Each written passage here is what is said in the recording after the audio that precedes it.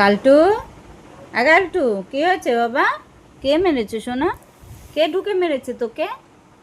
আমি বাড়িতে ছিলাম না, কাজে গেছিলাম, এসে দেখি ঘরের মধ্যে বিছানার মধ্যে লোম ছিঁড়ে একেবারে, মানে ওকে একা পেয়ে খুব মেরেছে। এই কোনটা যে ঢুকে ওকে মেরেছে বুঝতে পারছি না। আর ও দেখো না, সবাই দেখো কোথায় এসে শুয়েছে। ও আমার একেবারে লোকে মাথায় মানে লুকিয়ে শুয়ে রয়েছে। কী হয়েছে সোনা?